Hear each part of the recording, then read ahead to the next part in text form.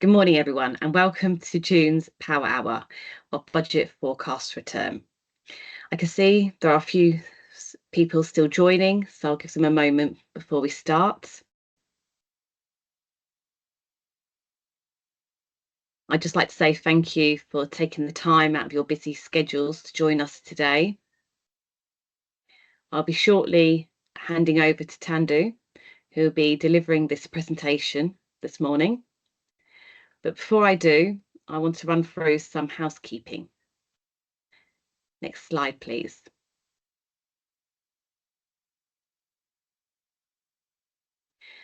The slides will be available after the event, and the recording will be shared on our YouTube Power Hour library, where you can find copies of previous Power Hours events. If you have any questions, please pop them in the chat.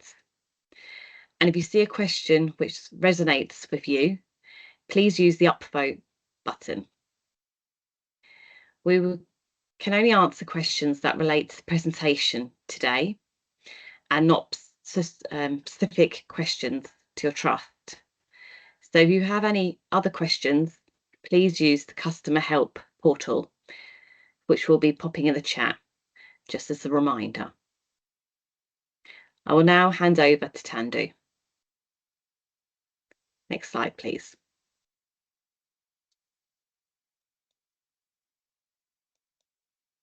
Good morning, everyone, and welcome to the Budget Focus Return event.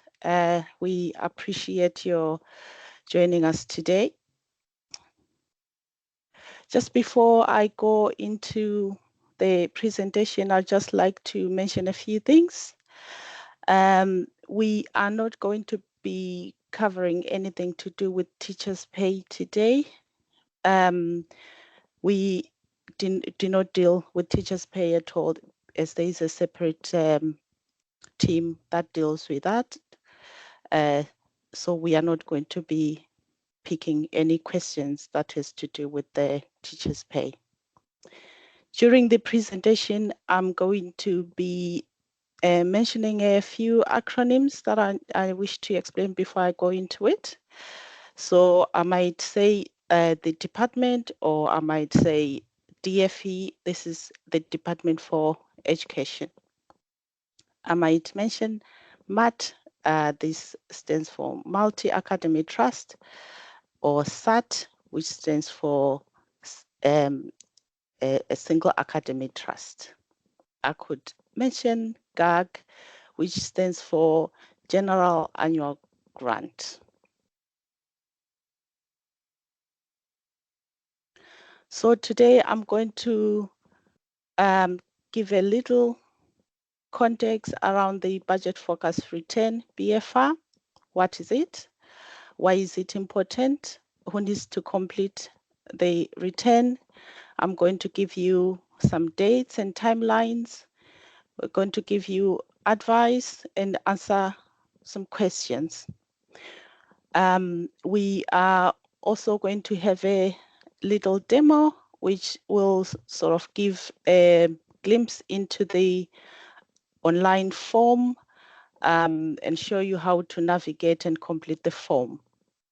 And then we will also cover some questions and answers towards the end of the session. Next slide, please. So what is the BFR? So the BFR is the online return, which collects unaudited data from academy trusts. So this data is around financial management information. So the way the return is structured is so that it enables us to obtain data in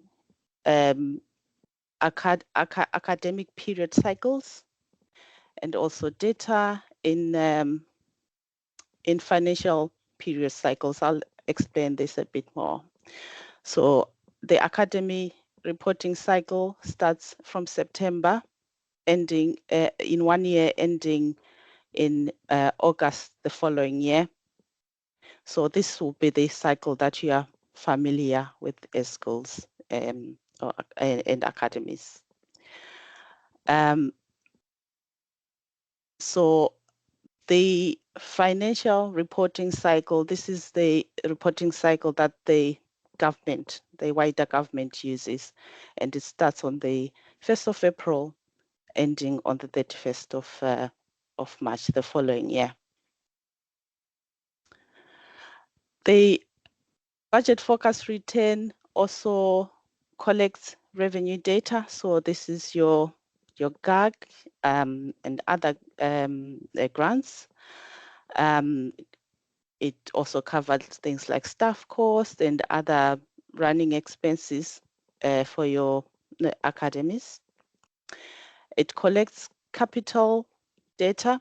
So the grants that you receive that are related to capital, any movements, additions and disposals. It also collects information around other data, so loans, investments, cash and pupil numbers.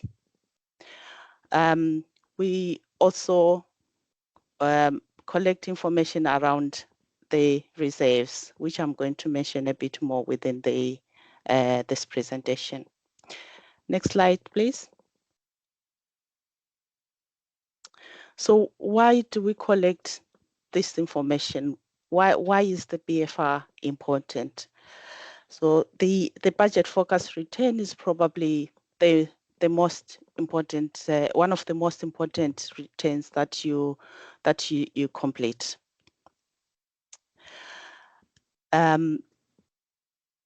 It is a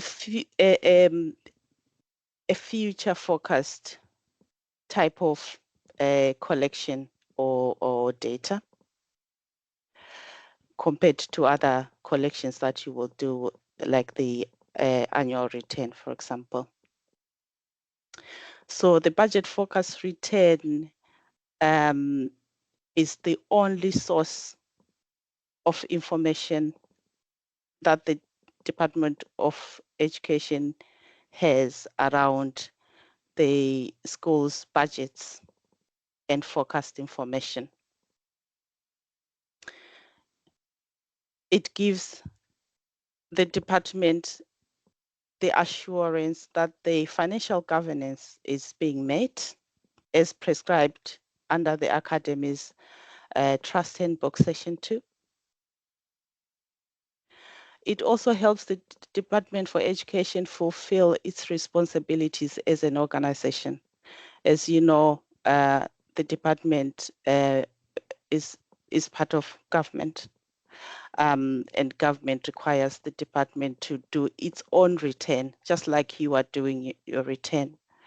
The DFE does its own returns as well. So it takes this information from yourselves and collects it and feeds into these returns that it's supposed to submit. So it's important that it meets that responsibility. Once the information is collected, it gets sent to Treasury and other government bodies. They'll look into this information, and this is how they decide on the spending plans. How much are they going to give to the academic sector in terms of the budget? And these budgets are monitored, and if the DFE breaches, they can get penalized. So it's important that we get it right so that we get the correct level of budgets and on time. Next slide, please.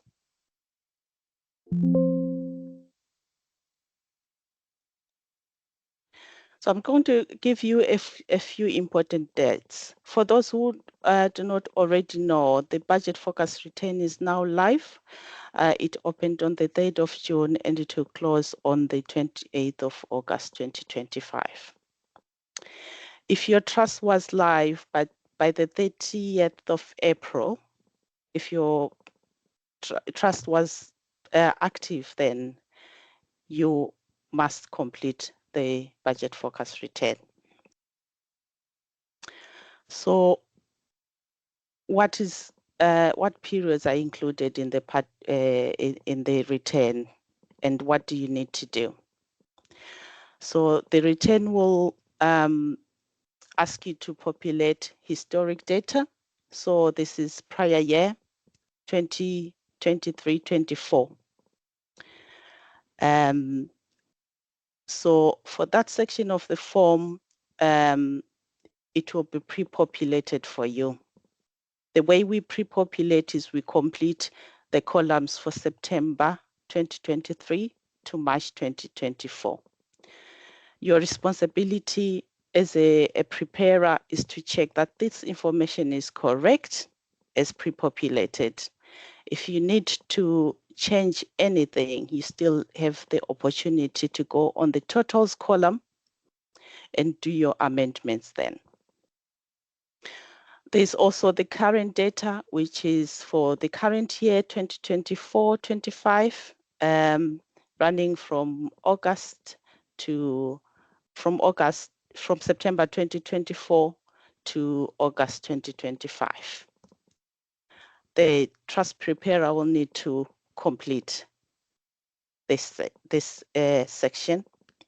So it will be split into August to March. So if you could give us your actuals up to March, and then you tell us the total outturn for the year in the total columns, and the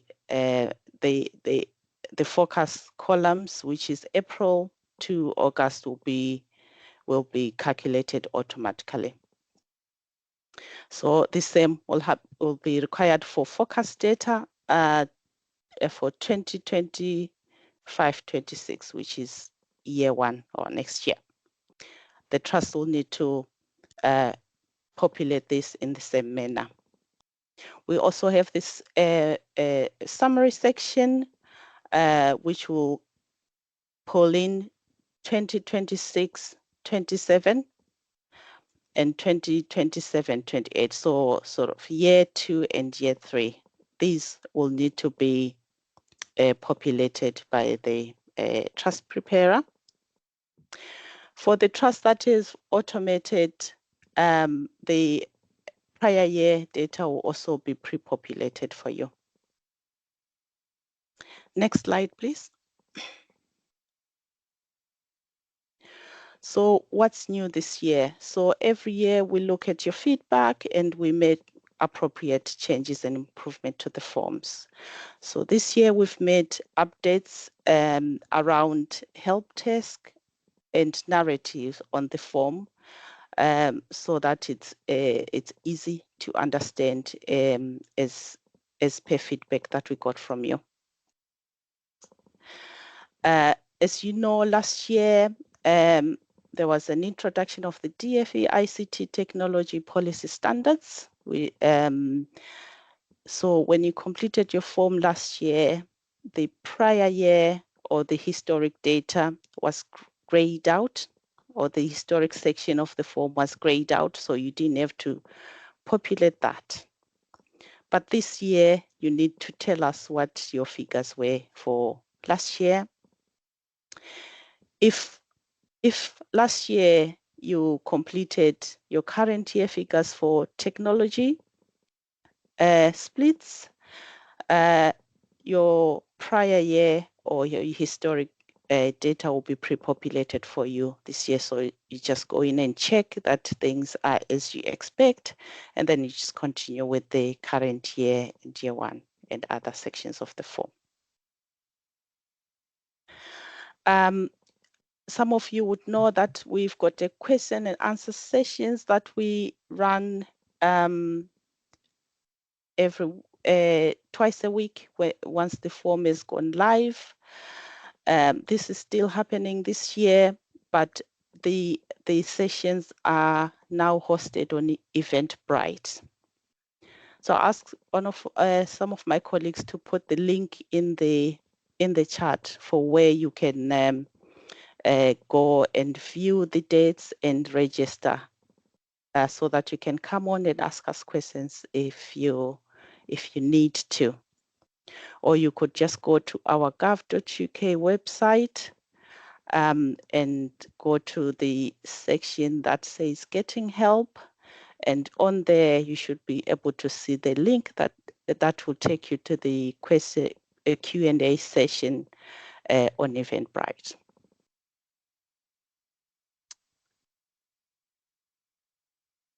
We also require you to tell us more about reserve balances. What are your trust plans for what you hold on the reserves? So all the trusts which have 20% of or more of the reserves will be required to provide further details. So what we've done this year is to revise the question so that it's clearer. So just a bit of context around the 20% on the reserve. This is just a ratio that compares the reserve total to the total income for the current year that you'll be completing. So for those who know the form, it's the figures on line 430 compared to the figures on line 298. Next slide, please. So on the screen is a refined list of the various categories that you can pick to explain the reserve balances. Next slide, please.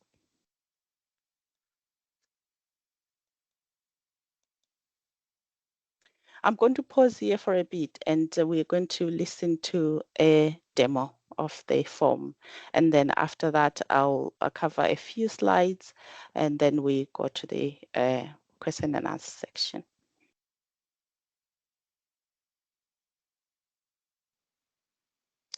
Welcome to this demonstration of the Budget Forecast Return 2025. Down the right-hand side are various links. Link to the BFR gov.uk page from where you can access all the BFR guidance documents and the BFR Excel workbook. Link to see if there are any known disruptions to the service. An enquiry form linking directly to the Customer Help portal. And the link to the guidance page where you will find the Eventbrite registration link for our weekly sector calls. Down the right-hand side are also the links to enable you to download the return overview and the historic return overview for the BFR 2024. Both of these can be downloaded in Excel and PDF. Below those links is the activity history. This updates with date stamps as relevant sections are completed. The form itself is split into 3 sections: the overview, the prepare the BFR, and the submit your form.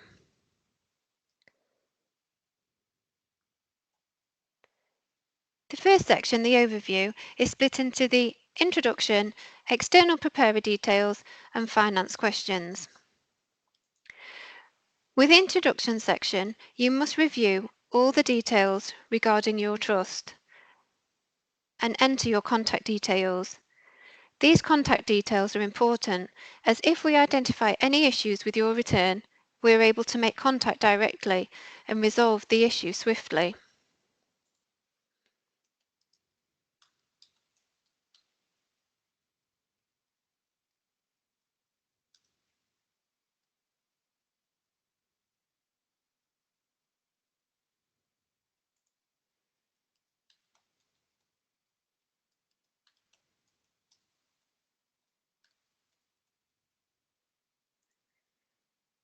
If you identify that any of the details held about the trust are incorrect, answer no to the question, is the above information correct?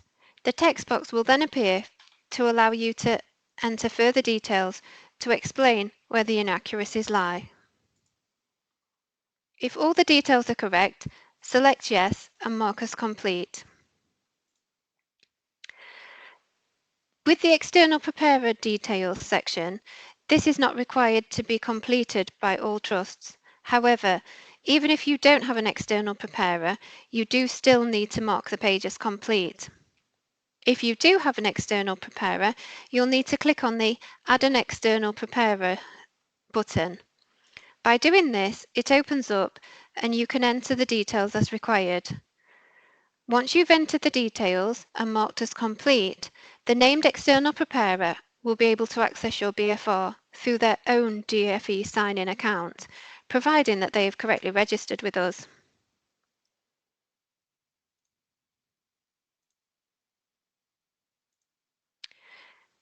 Next are the finance questions. There are 4 finance questions relating to provisions, loans, investments, and overdrafts. Depending on the answer given, depends on whether particular lines will be available for data entry in subsequent sections within the online form. However, if any of the relevant lines have data that is pre-populated from last year's BFR, then the answer to the question will be pre-populated with yes, and you won't be able to change the answer to no. You can visit the relevant line within your BFR form and amend the figures as necessary. So for example, question 1, provisions. This relates to lines 736, 737 and 738. If there are figures that have been brought forward from last year and you identify that they are incorrect, you can go and amend them, reducing to 0 if necessary.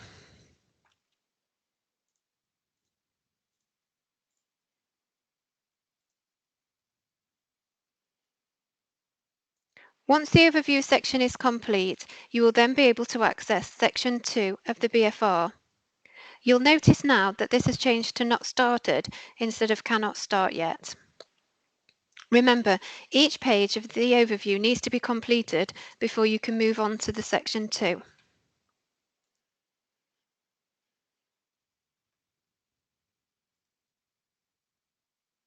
Within section 2, you need to remember to enter all financial data in rounded thousands.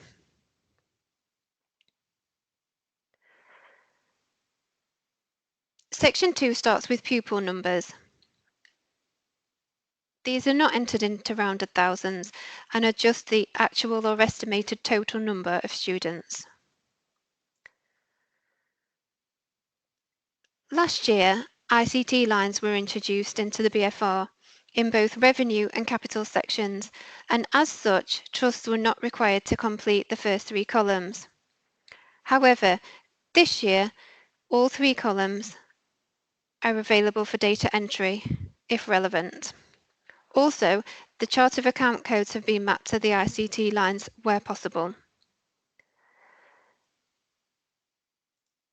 Also this year, amendments have been made to the reserve balance details section.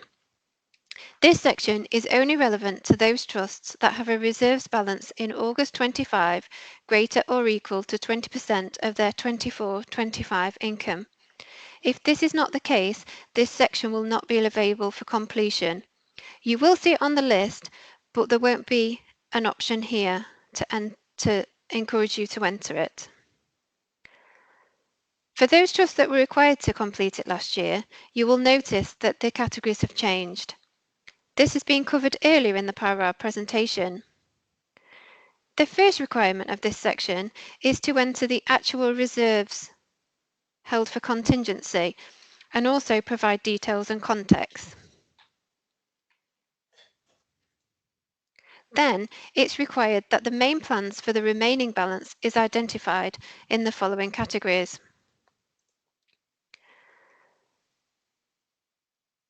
In order to use a category, you select it by checking the box and then provide details in the text box, an approximate cost, and then also a date for completion. As with all the other pages, mark as complete when finished.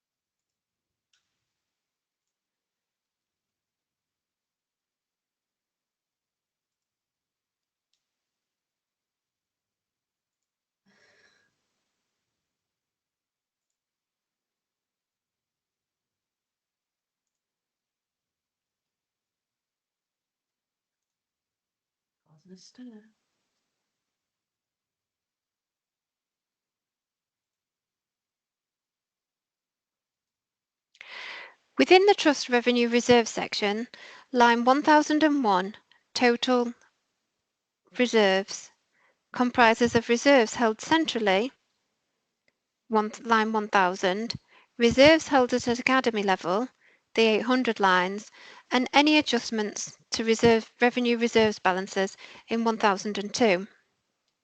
If the trust is a SAT, there are no 800 lines available, and all reserves should be entered in line 1000 with adjustments in line 1002 if necessary.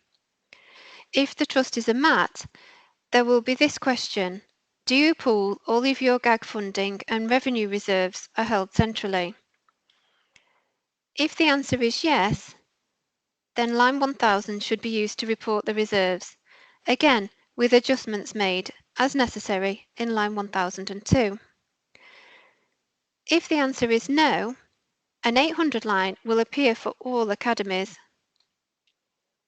If this is the case, you should then enter the reserves in either lines 1000 or 800 as appropriate, again with adjustments in line 1002 if necessary.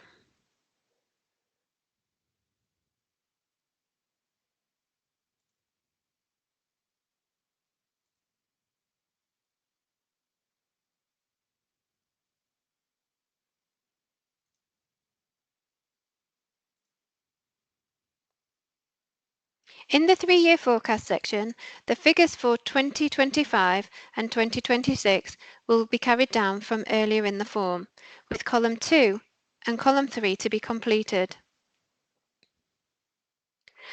In order to fully complete section 2, all pages need to be marked as complete. If any pages are not completed, you can see here it's not allowing you to start section 3. However, whilst you're entering data into section 2, you can navigate between the pages without marking the pages as complete. Any data you enter will not be lost as you move through the form. It is important to note, however, that until you mark all pages as complete, validations may appear that you wouldn't expect. This is as the data may not have filtered through the form to the related lines. Once you have marked complete all the pages within the section, it's then that you need to address the validations. Another point to note is that even if you do mark a page as complete, you are still able to amend the data within that page at a later point if you identify any necessary changes. Just remember to mark the page as complete after changes have been made. You may also have to remark as complete any affected pages later down in the form. The final section of the form is the Submit Your Form section, and it's where declarations are made about the data you have provided. Within the summary declaration, this will show in actuals, not in rounded thousands, and is a place to confirm the amounts you have entered are correct. An important thing to note is that if you hold the role of approver and you have prepared the BFR form, you will not have the preparer declaration available to you to complete. This is correct, as it's not necessary for you to complete this if you are the approver. Once the declarations have been made, the final step is to submit the form. This brings the demonstration to a conclusion. Thank you for listening.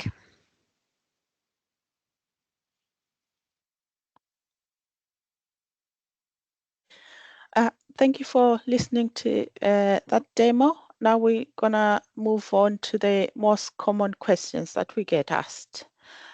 Just to give you a bit of clarification around these areas so that you are not stuck when completing your form. So the first one is around rebrokerages. We now have a revised guide on our gov.uk page. So this gives you more clarification as to which line you should complete depending on your circumstances or on the scenario. For example, you might be a new SAT joining your trust, or an existing academy leaving your trust. So in those circumstances, what do you need to do? So if you go on that guide, you should get as much information as you need from there. Around people numbers, these are both pre and post as 16 pupils numbers. So the numbers that you get the GAG for. Use October census to populate these fields. The same applies for nurseries, but if it's a private nursery, it should be excluded from the numbers. We also have some confusion around the 800 lines. So this was demonstrated via the demo. So this is when you get presented by the question that say, do you pull all your GAG funding and all your reserves are held centrally? So the lines will, extra lines will come up. We call them 800 lines. They will come out depending on your circumstances as a trust or on the answer to that question. So if your trust is a SAT, that question will probably not appear at all. The 800 lines will not come up. If you're a MAT and you answer yes, the lines will not come up, so you won't see the lines. If you click no, it means your reserves are not pulled together. So the lines will come up and then you just need to go in and populate what reserves are held by each of the academies under your trust. Now, when you prefer to use the Excel version of the online form, that a lot of people find that very useful. You will see the 800 lines. They will be in full view, regardless of whether you are a SAT or you've answered yes or no. You will be able to see. But just know that if the only organizations that will be required to complete are the MAT organizations that click no. The rest, just ignore. Also, when you go to download your report on the online form, these lines will come up. They will be blank for everyone else, but they will be populated for the MATs that answer no to the question. We also get queries around DFE sign-in problems. We find that these problems come up because a user is trying to log in using an academy UPIN. This happens usually where a SAT is the similar name with the individual college, school, or academy. So you need to be careful when you log on to this online form. You need to use your trust UPIN rather than your school UPIN. You might know this by checking the UPINs, or usually your trust name is written in caps. Another problem is when there is no approver. So make sure for your trust there's somebody registered as an approver, because when other users go in to register on the DFE sign in and request a service within your organization, if there's no approver, they will be stuck. So if that happens to your track, to you when you're trying to get people registered, contact us and we can sort of help you get an approver set up for your organization. Next slide, please. So here I'm going to cover a bit more around the DFE sign-in. So like I said before, ensure that you are accessing the right organization. So it's the trust UPIN that you use, not your school details. Make sure that there's an approver set up for your organization. There is now a multi-factor authentication introduced. So this is where when you try to go in and log in, you get a code sent to your emails. You need to take this code and put it on the box provided so that you can proceed on with the form.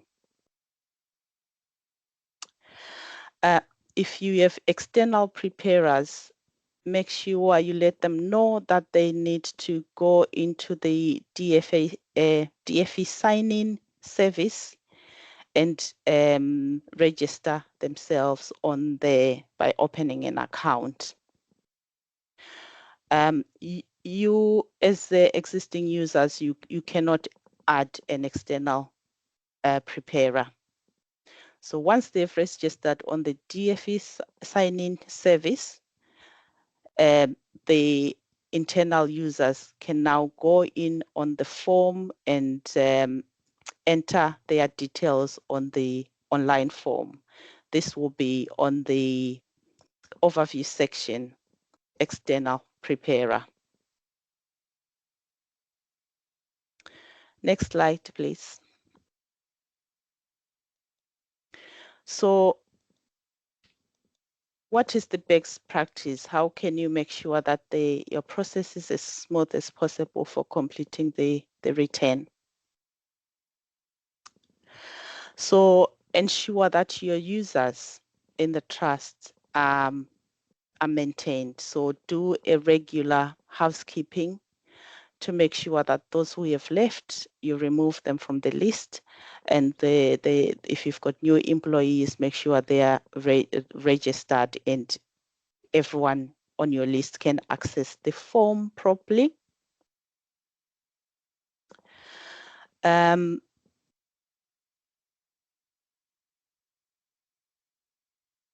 We also have the guide on our gov.uk page. You should get a link within the charts that you can sort of click on, or you could just go on the web browser and type in Academy's budget forecast return, and on your right hand side you should see the link to the guide.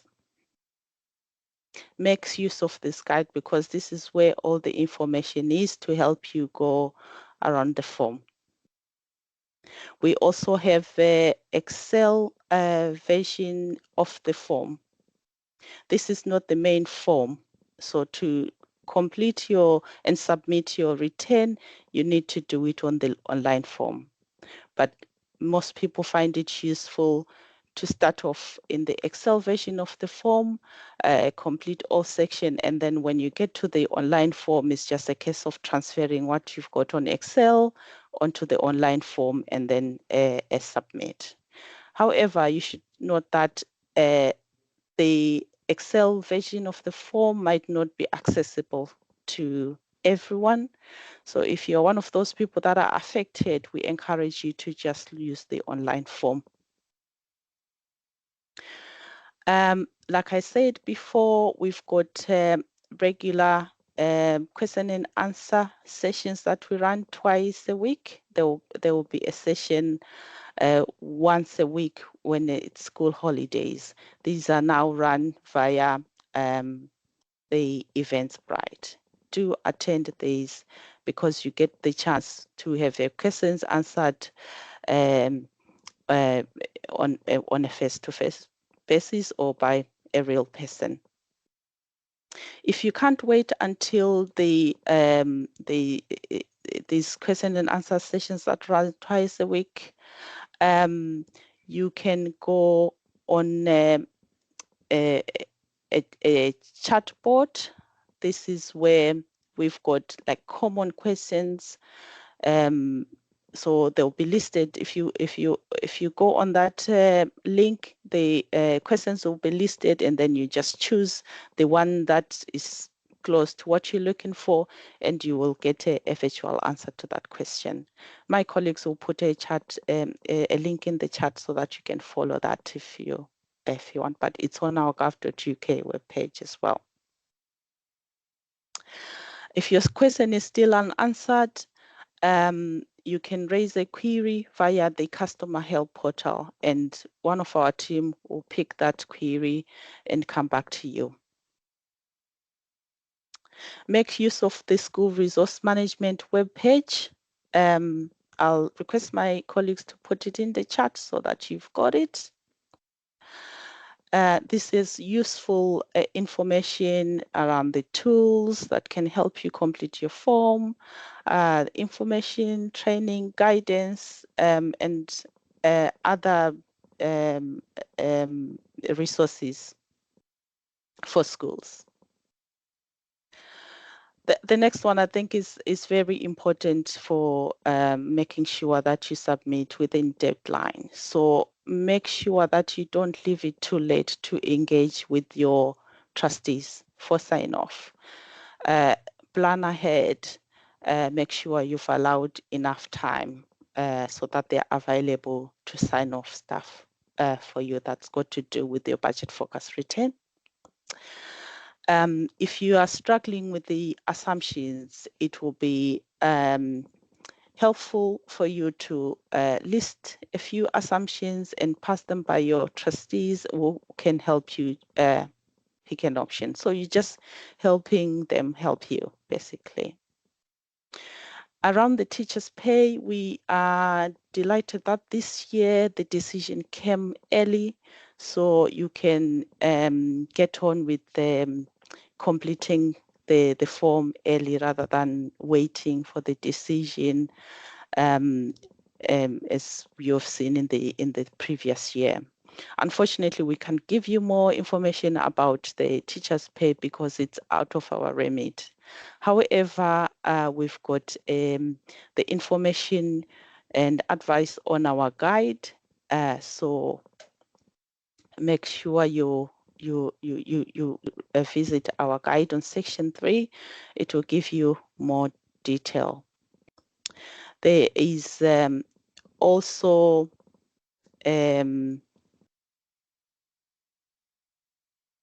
more information on teachers' pay on the gov.uk that you can use on the schools hub. My colleagues can put that link in the chat for you. Next slide, please.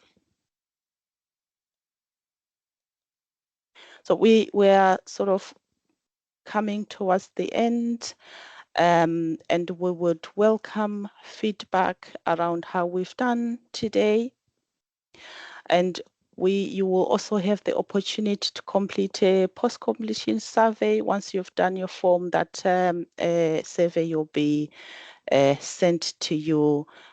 We would encourage you to complete this survey because it helps us develop this service and the online form in the future years.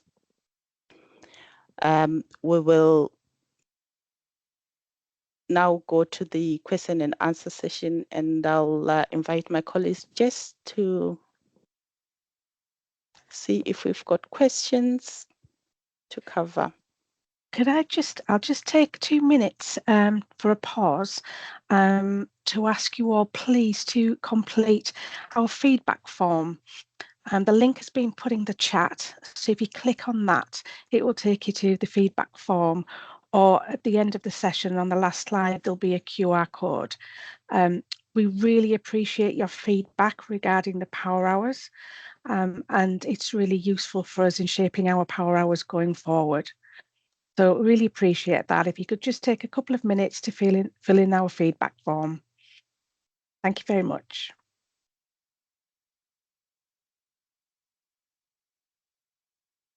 Thank you, Over to- Natalie. So Tando, just a few questions that I just want to raise. So the first one is in relation to pupil numbers. We do get this quite a lot, and we have had a question this morning as well.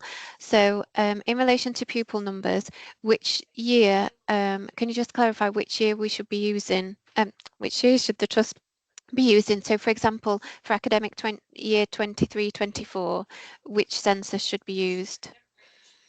So they should be using the census data for 2023 for that year. Yeah. Great. And in relation to external preparers, so is an external preparer mandatory? The external preparer is not mandatory. Just to clarify, there might be confusion. Or when you complete the accounts return form or return, the external preparer is mandatory because of the requirement for external audit, but the budget focus return is not audited, so external preparer is not mandatory. Great, thank you. And on a similar vein, we've got questions in relation to a trust who's getting assistance from another trust for the preparation of their BFR. So should it be completed as if the person assisting is internal to the trust or as an external preparer? Anyone who is preparing the BFR form on the trust behalf and they are not employed by the trust should be set up as an external preparer. So that was sort of covering what you were saying earlier about DFE signing. So anyone who's wanting to get access who isn't part of the trust needs to come to us first, don't they? Yes. And we give them access in a slightly different way. Yes. And another one, so this is in relation to revenue and capital. So using revenue reserves for a capital project, how should this be reflected within the budget forecast return? So to move funds from revenue to capital, you make use of the transfers line to 55. So line 55, you enter an amount there as a minus. So this will reduce the resource figure accordingly. A contra will go into the capital side automatically, and you can view this via line 585. And then after that, you will need to go and record the expenditure amount in the expenditure section of the capital. Yeah. Okay, so just another question that's come up, and we do get this, well, we did get this quite a lot last year in relation to the reserves lines. So a trust has asked if reserves pooling starts in 24-25, so that's part way through the budget forecast return, do they need to show adjustments in line 800, or will the 800 lines not be available? So with this, what we ask is that you still have to say that you don't pull your GAG and your reserves, but only start entering the data from the date that you want to reflect. If it comes up with a validation to say that some of your fields are blank, then just put the explanation in there to explain that there's been a change of recording partway through, and that's acceptable. I think that's the end of the questions.